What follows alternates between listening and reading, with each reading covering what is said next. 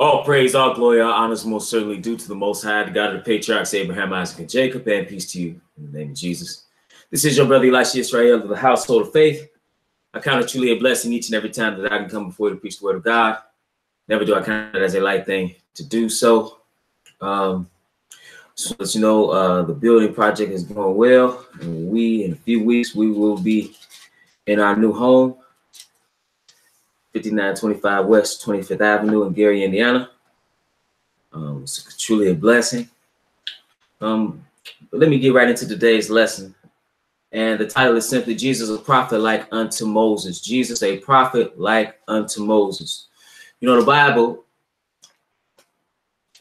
tells us of things to come. And when that deliverer Moses was on the scene, he foretold one that was going to rise just like him, the prophet indeed. And that was none other than the Messiah, when they call Christ or Jesus. And, you know, some say it was Muhammad, but the Bible is clear. The Bible is such a beautiful thing in a way in which it makes things clear, even things that are beyond us. And so we want to even deal with this prophecy and how it was prophesied that there was one that was coming who was going to be just like Moses. And this is not Muhammad like some would profess. This is, we want to start off in the book of Deuteronomy where this prophecy was made. This is Deuteronomy 18. I guess I'm so used to going to Deuteronomy 28. Deuteronomy 18, and we'll pick it up at verse 15. Deuteronomy 18 and verse 15. It reads, "The Lord thy God will raise up unto thee a prophet from the midst of thee of thy brethren, like unto me, unto him ye shall hearken." Okay, so first and foremost, he said he's going to raise up a prophet. The Most High will raise up a prophet from the midst of Israel, of thy brethren. This is how you know this is not Muhammad. Muhammad was not an Israelite. Okay, he says, so he's going to raise this prophet up of thy brethren. And specifically, we know he came out of the tribe of Judah. But then it says, like unto me. So he's going to be very similar in a lot of ways to Moses.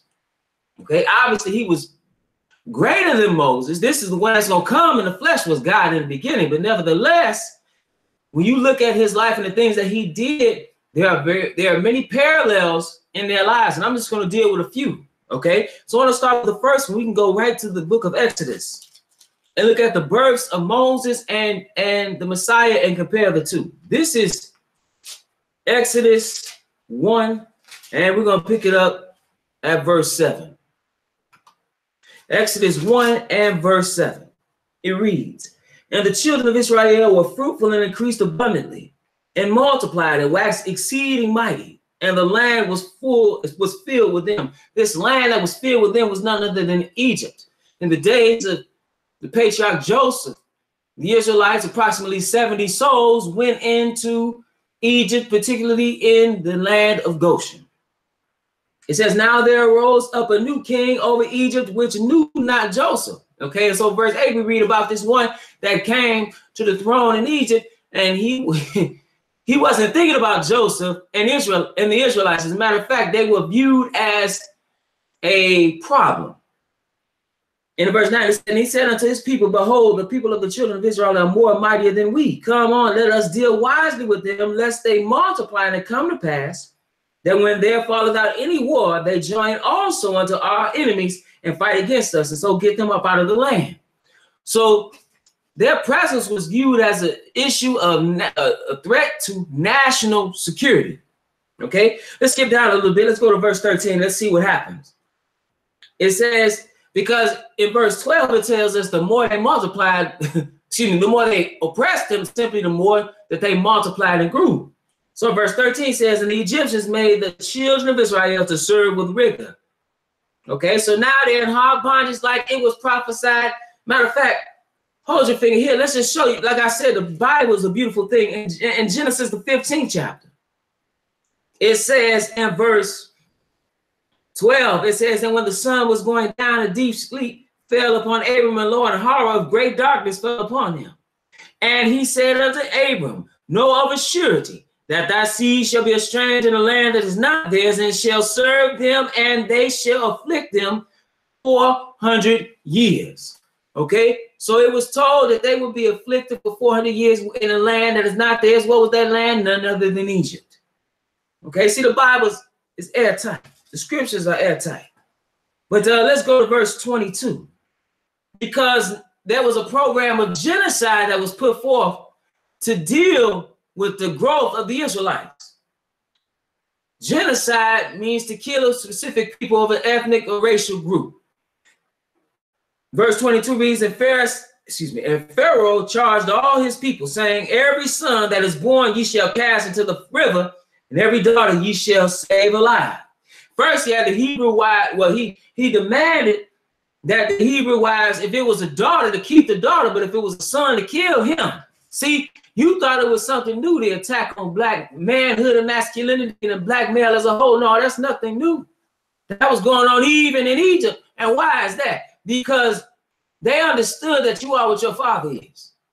And they, just like in instances of genocide, look at the record in Bosnia. Look at the record in Rwanda. Look at the record in the Sudan. When they would try to kill a particular people, what they would do is they would wipe out the males, and they would even, a lot of times they would be mass rape of women in order to impregnate them with the seed of the other, okay? The one that was committing genocide upon those people, to wipe those people off the face of the earth, okay? So there was genocide going on right here. It got to the point because the Hebrew wives, Shipra and Pua, they wasn't down with the program. And it tells you that, and the Lord blessed them. And eventually got so bad that he made the charge, Pharaoh did, that every son you see that's born, hey, throw him in the river. Now let's go to verse, let's hold our finger here and go to Matthew, the 2nd chapter. Because like he said, a prophet like unto me. Let's find out what was going on in the days of the Messiah's birth, and we shall find that it was tumultuous as well. This is Matthew, the 2nd chapter, and verse 1. It says in Matthew 2 and verse 1, it says, now when Jesus was born in Bethlehem of Judea in the days of Herod the king, behold, there came wise men from the east to Jerusalem, saying, where is he that is born king of the Jews? We have seen his star in the east and are come to worship him. When Herod the king had heard these words, he was troubled, and all Jerusalem with him. And when he had gathered all the chief priests and scribes of the people together, he demanded of them where Christ should be born. So he demanded where this Christ was to be born, because if you know anything about Herod, when you read upon him, he was an historical figure that was a megalomaniac, and he was always threatened with anyone who seen that they may take power, even, or was a threat to his rulership, even killing family members to ensure that he kept his seat of authority. So let's see what he did, because the wise men, they went to the scriptures. As a matter of fact, they wanted to know where he would be born, and this is what they told him. In verse 5, it says, and they said unto him, in Bethlehem of Judea, for thus it is written by the prophet. The prophet is Micah. You go to Micah chapter 5, it tells you this. It says, and thou Bethlehem in the land of Judah are not the least among the princes of Judah, for out of thee shall come a governor that shall rule my people. Okay, so they knew who the Messiah was based on the scriptures. See, the Messiah had to fit. First of all, we just read in Deuteronomy 18 that he had to be of thy brethren. That discounts it's a man around the area of Russia right now. He looks like the Europeanized feminine depiction that is so often perpetuated through the world of Christ.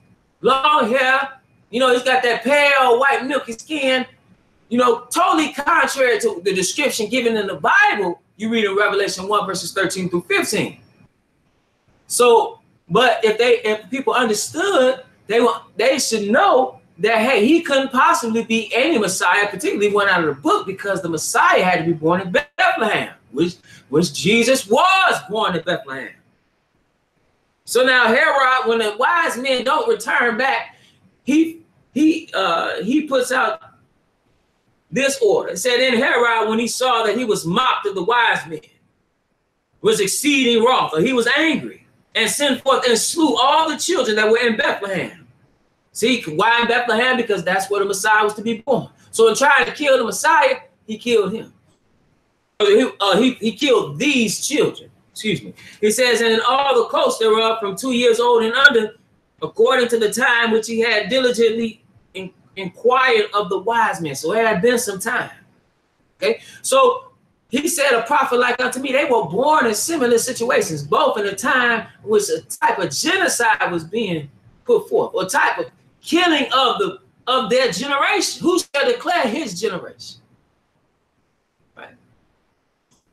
It said, then was fulfilled that which was spoken about Jeremiah, or Jeremy the prophet, saying, in Ramah was there a voice heard, lamentation and weeping, and great mourning, Rachel weeping for her children, and would not be comforted because they are not. Okay, so they were killed. All these babies were killed. They killing black babies now, going like 40 going north through abortion. But that's a whole nother thing. Well, it's kind of similar in the sense of the innocents dying. But let's go to let's go back to Exodus, the 2nd chapter, because we want to find out how they were delivered from this particular situation. Okay, this is Exodus, the 2nd chapter, and we'll pick it up at verse 5. It says, and the daughter of Pharaoh came down to wash herself at the river, and her maids walked along by the riverside, and when she saw the ark among the flags, she sent her maid to fetch it. Okay, so this ark was what Moses' mother put him on when she could hide him no longer from that murderous decree of Pharaoh. That was to kill all the male children. So she floated him up the river. He was found by Pharaoh's daughter, and she said something. She said in verse 6, it says, and when she had opened it, she saw the child, and behold, the babe wept, and she had compassion on him and said, this is one of the Hebrews' children. Okay, and it says, I'm going to skip down to verse 10. Because Miriam was following along to see what would happen, and when she saw him discovered by Pharaoh's daughter, she came to her and told her, like, listen, you want me to get him a nurse for you? Because she know the mother, because it was her mother. So she had the mother nursing, she was paid for her wages, and let's see what happened to Moses. Verse 10, it said, and the child grew, and she brought him unto Pharaoh's daughter, and he became her son. So he ironically, Pharaoh's trying to kill all the babies, but his daughter's taking one in. And Egypt was used as a covert, so to speak, a protection for Moses. Well, let's see what happened in the days of the Messiah. This is, go back to Matthew. I should have told you to keep your finger there. Matthew chapter 2 again, and we're going to pick it up at verse 19. Matthew chapter 2 and verse 19. It says, but when Herod was dead, behold, an angel of the Lord appeared in a dream to Joseph in Egypt. It says, saying, well, excuse me, I actually went a little too far. Verse 13. It says, hold on, excuse me. Yeah, that's it. And verse 13. And when they got ahead of myself, and when they were departed, behold, the angel of the Lord appeared to Joseph in a dream, saying, arise and take a young child and his mother and flee into where? Into Egypt. And be thou there until I bring thee word. For Herod will seek the child to destroy him. When he arose, he took the young child and his mother by night and departed into Egypt. So now they were both in Egypt. And Egypt was a covering to both of them. He said, like a prophet like unto me, him shall ye hear. Verse 15. It says, and was there. So they were there, it says, until the death of Herod, that it might be fulfilled, which was spoken of the Lord by the prophet, saying, out of Egypt have I called my son. And that was written in the book of Hosea. But now let's go back to Hebrews, because we see the outcome. It alludes to it there, what happened to Jesus. Let's go see what happened in Moses' case. This is Exodus, the 4th chapter, and verse 19. Because at this time, what happened was Moses actually grew up, and he was a man, and he slew an Egyptian that was smiting one of his brothers and hit him in the sand. And then he saw some of his own brothers fighting like we normally do. I was just looking at something earlier. It was about all these gangs on the West Coast. And all of them had beef with each other. All black. They all had beef with each other. And not only did they all have beef with each other, they were some of the same people in the same gang had all kind of beef with each other. See, it's hard for us to get along. But then it says in Exodus 4:19, it says something. So what happened was he had to flee. After he did that, because Pharaoh was going to kill him. So he fled unto Midian. And let's see what it says. It says in verse 19, it says, and the Lord said unto Moses in Midian, go return into Egypt, for all the men are dead which sought thy life. So he told him, hey, go back. It's all right for you to go back. Let's see what was told concerning the Messiah. Matthew 2 and verse 19. Matthew 2 and verse 19. It says, but when Herod was dead, behold, an angel of the Lord appeared in a dream to Joseph in Egypt, saying, arise and take the young child and his mother and go into the land of Israel, for they are dead which sought the young child's life. So the same thing that was told to Moses was told to the Messiah. Now let's go to Hebrews, because they were alike in another way. They were similar in another way, in another important way.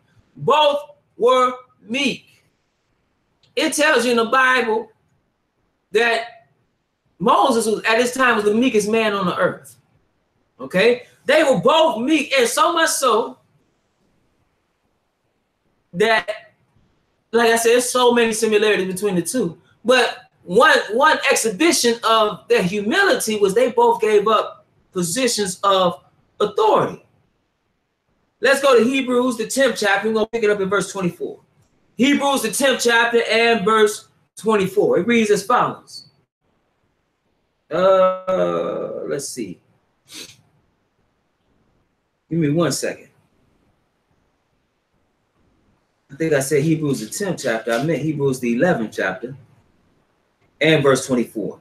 So it says, by faith, Moses, when he was come to years, refused to be called the son of Pharaoh's daughter, choosing rather to suffer affliction with the people of God than to enjoy the pleasures of sin for a season.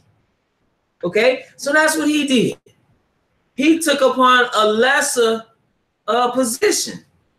I'm going to skip down a little bit to verse. Well, I'm going to keep reading. Esteeming the reproach of Christ greater riches than the treasures in Egypt, for he had respect unto the recompense of the reward.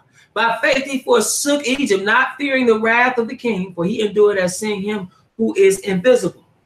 So he believed God. But let's go see about the Messiah. Let's go to John, the 17th chapter.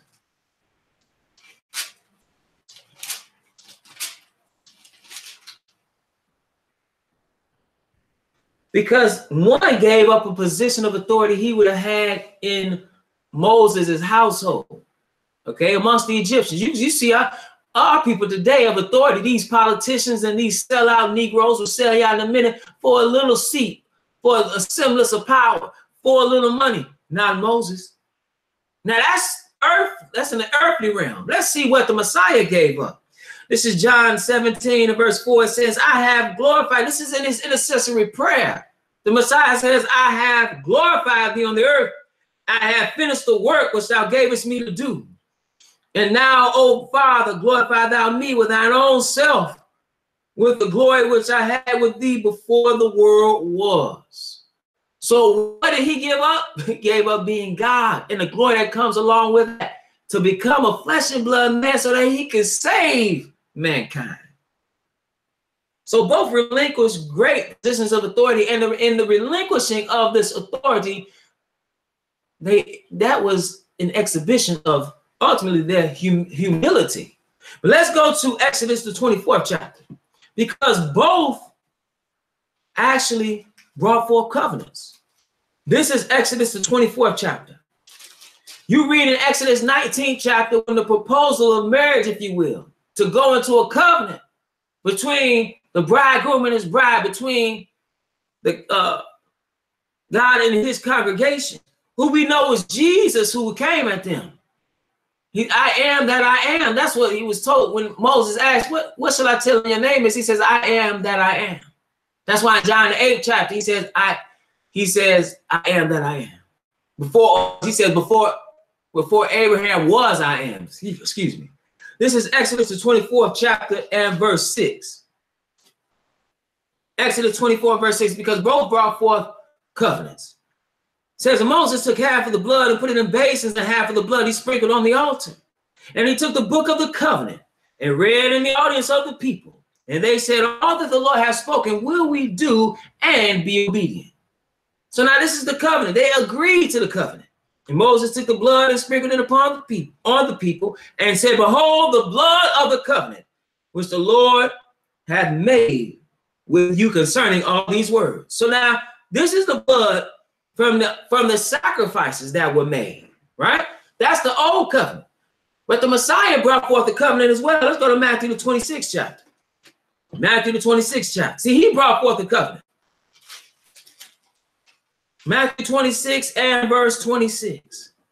This is on the day of the Passover. He came and died on the Passover because he is the Passover lamb.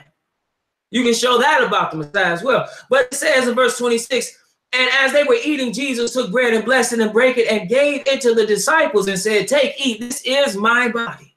And he took the cup and gave thanks and gave it to them, saying, drink ye all of it. For this is my blood of the New Testament, which is shed for many for the remission or the forgiveness of sins. All right? So what did he do ultimately? He brought forth the covenant as well. Had blood, which was his own. That's how you have a covenant. You have to have bloodshed with a covenant. Some type of blood. Even in marriage, people don't even think about that, but even in marriage, there's a blood covenant. Supposed to be. When you think about it, when that hymen is broken and those sheets show the signs of that's taking place, that's again a blood covenant. But it says here, he says, take, eat, this is my body, right? He took the bread and he took the cup of the wine. Those are the instruments or the utensils of his priesthood. He was a priest after the order of Melchizedek, right? That's what he came with. Matter of fact, just to show you that, hold your finger here and go to Genesis, the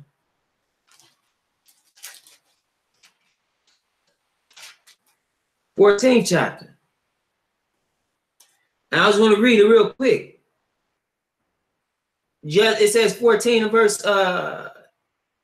17. And the king of Sodom went out to meet him after his return.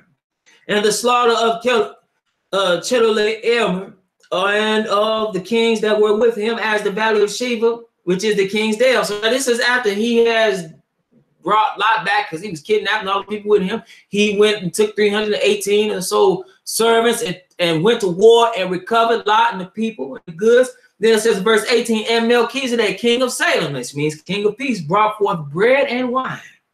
And he was the priest of the Most High God, which is what the Messiah is. But again, that's another thing. But sometimes we can point out things as we're dealing with a lesson in a secondary fashion. Not saying that it is secondary in importance, but just rather that it's not what I'm dealing with specifically right now. So now both of them brought forth covenants, and both were mediators. This is Exodus, the 32nd chapter. And let's see how they are mediators. Let's see them both in action. This is Exodus, the 32nd chapter. We want to pick it up in verse 11. After the golden calf, because Moses is in the mount, they came to Aaron and said, hey, man, check it out. This Moses, we don't know where he at. Why don't you make us some gods? We don't know what's up with him. So Aaron took the gold that was in the earrings that was in their ears. He took all the gold and he fashioned a molten calf. And they said, these be the God that have brought you up out of the land of Egypt. That's even what Jeroboam did. That king that came to power after the kingdom was split. He had some mess in the calves in Dan that they were going, and they had corrupted themselves, were made naked and worshiped falsely. So it says in verse 11, and Moses besought the Lord his God. See, so now he besought God on whose behalf? It said, Lord, why doth thy wrath wax hot against thy people, which thou hast brought forth out of the land of Egypt with great power and with a mighty hand? What will bring forth such a response? Let's see what God told him after he says, hey, these people are worshiping falsely. He said, he's so mad. He said, now therefore let me alone that this is verse 10. Now therefore let me alone that my wrath may wax hot against them, and that I may consume them, and I will make of thee a great nation. See, he was going to kill all the Israelites and make a seed out of Moses. In doing so, he would have still been keeping the covenant with Abraham, Isaac, and Jacob that was confirmed in them. So now Moses didn't say, yeah, you're right. He stood in the gap for the people. And then he said, verse 12, wherefore should the Egyptians speak and say, for his mischief did he bring them out to slay them in the mountains and to consume them from the face of the earth? Why would you make that mighty deliverance for your people only to kill all of them right then? Then it said, turn from thy fierce wrath and repent of this evil against thy people. So he interceded for the people. They said, remember Abraham, Isaac, and Israel, thy servants. In their sin, he still was interceding on behalf of the people. It said, to whom thou swearest by thine own self. He reminded him of that covenant that he made with them. And he says, and saidest unto them, I will multiply your seed as the stars of heaven, and all this land that I have spoken of will I give unto your seed, and they shall inherit it forever. And the Lord repented, or he turned, it says, of the evil which he thought to do unto the people. Let's go to Luke, the 23rd chapter, because the Messiah also is a mediator. This is Luke, the 23rd chapter, and we're going to pick it up at verse 33. Luke 22 and 33. Luke 22 and verse 33. It reads, and he said unto him, Lord, this is the wrong, 23. I'm in the wrong spot. 23 and 33. I was reading 22. This it? Yeah, 33. I don't know what I'm looking at. Luke 23 and 33. I keep saying the same thing, looking at the wrong verses. Luke 23 and 33. It says, and when they were come to the place which is called Calvary, there they crucified him and the malefactors, one on the right hand and the other on the left. See the Bible's there tight. Hold your finger right here just to show you something else. Isaiah 3rd chapter. Isaiah 53rd chapter. See, the Bible is so beautiful in this way. See, that's how you know this wasn't just some man came up with. All these different people writing about these same things and just backing each other up. Isaiah 53 and verse 9 concerning the Messiah says, and he made his grave with the wicked and with the rich in his death. How is that? Because he died between two thieves. See, the Bible is a beautiful thing. But it says in verse 33, and when they were come to the place which is called Calvary, there they crucified him and the malefactors, one on the right hand and the other on the left. And what did he say? He was a mediator. He started to mediate. We read a little bit of that. He intercedes in John the 17th chapter. But then here it says, why he's getting crucified? He said, then said Jesus, Father, forgive them, for they know not what they do. And they parted his raiment and cast lots. He asked for their forgiveness while they are killing him. See, the love of God is that's why I said God is love. That's for God so loved the world that he gave his only begotten son. See, the fact that he would come and do that, that's a different kind of love. This is the last place. Let's go to Acts the 3rd chapter. Because ultimately, the author of Acts, Luke, he tells us of the destruction for not believe, to come for rejecting the Messiah that was prophesied of by Moses. This is Acts the 3rd chapter, and we're going to pick it up at verse 22. Acts the 3rd chapter and verse 22. It reads, "For Moses truly said unto the fathers, a prophet shall the Lord your God raise up unto you of your brethren." We read that first. That's what we start off in Deuteronomy 18, verse 15. "Like unto me, him shall ye hear in all things whatsoever he shall say unto you. And it shall come to pass that every soul which will not hear that prophet shall be destroyed from among the people. Yea, and all the prophets from Samuel and those that follow after, as many as have spoken, have likewise foretold of these days." So they all are foretelling, like I said, of the same thing, even though they're different people, different times, different areas. Yea, ye are the children of the prophets and of the covenant which God made with our fathers, saying unto Abraham, and in thy seed shall all the kindreds of the earth be blessed. And we know that seed was referring to the Messiah. That's what that was talking about. That seed, it wasn't, you know, you think, oh, he's talking about Israel.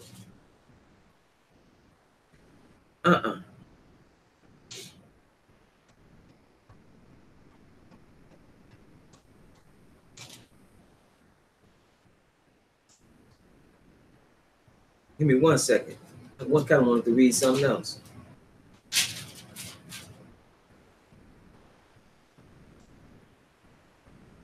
This is Galatians.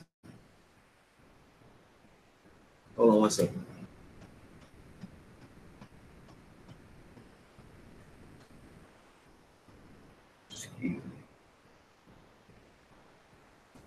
That's Galatians.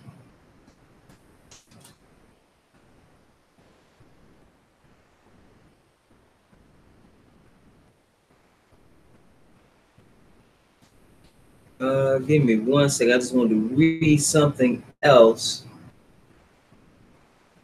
I thought it was Galatians. Give me a second. Give me 1 second.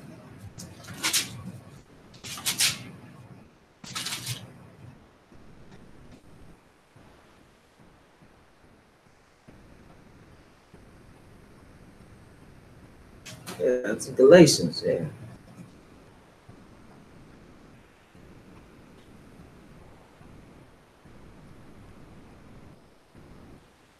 Yeah, this is Galatians 3 and verse 6. It says, "Even as Abraham believed God, and it was accounted to him for righteousness. Know ye therefore that they which are of faith, the same are the children of Abraham. And the scripture, foreseeing that God would justify the heathen through faith, preached before the gospel unto Abraham, saying, In thee shall all nations of the earth be blessed." No, that's not. Is that what I want to read? Give me 1 second. Because that is part of it. I thought it was still in Galatians. Huh.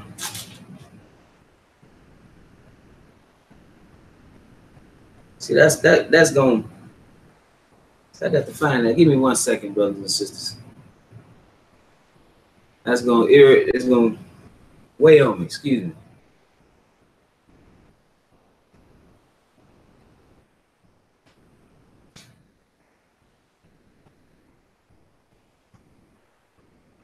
Give me 1 second. Man, I thought it was in Galatians. Give me 1 second. Forgive me. This is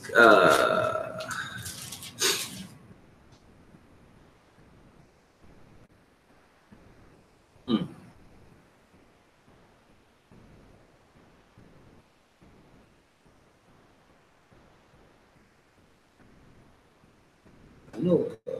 Oh, thank you. It is in Galatians. Okay, like I said, I'm looking at stuff and I'm thinking in my head one thing and looking at something else. Okay, so in Galatians 3,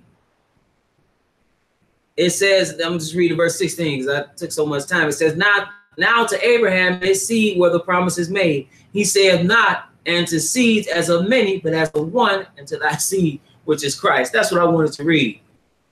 Man. Okay, so real quick, back to Acts, and this is in Acts 3 and verse 22. Acts 3 and verse 22. Ooh, it was in Galatians. Looking all around, steady missing it. Okay, Acts 23 and verse 22. Acts 3 and verse 22. Let me read that one more time, brothers and sisters. Again, forgive me. Acts 3 and 22 says, for Moses truly said unto the fathers of prophets, shall the Lord your God raise up unto you of your brethren like unto me. Him shall ye hear in all things whatsoever he shall say unto you. And it shall come to pass that every soul which will not hear that prophet shall be destroyed from among the people. Yea, and all the prophets from Samuel and those that follow after, as many as have spoken, have likewise foretold of these days. They prophesied of these days. They say, yea, and are the children of the prophets, and ye are the children of the prophets, and of the covenant which God made with our fathers, saying unto Abraham, and in thy seed shall all the kingdoms of the earth be blessed. We read in Galatians, what seed? He said, not of many as of one, and that seed is Christ. It says, unto you first God, having raised up his son Jesus, sent him to bless you, and turning away every one of you from his iniquities. Okay, so why is it significant in knowing who that prophet was? It's significant in knowing who that prophet was. So when you see him, this is the one that Moses was talking about. And not only that, but this is the one that was coming to save you. That's why it's significant. That's why it's significant. I know I said that's the last place. I got one more place. One more. And that is really it this time. One more place. One more place. Because and this is why when he came on the scene, that's why they responded in the way in which they did.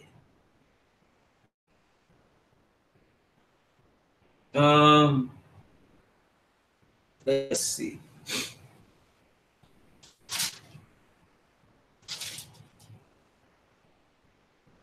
This is John, the 1st chapter, and we're going to pick it up at verse 45. I'm going to read one verse because we just want to see the response of the Messiah and what they said pertaining to him. This is verse 45, John, the Gospel according to John, chapter 1 and verse 45. It says, Philip findeth Nathanael and saith unto him, we have found him of whom Moses in the law and the prophets did write, Jesus of Nazareth, the son of Joseph.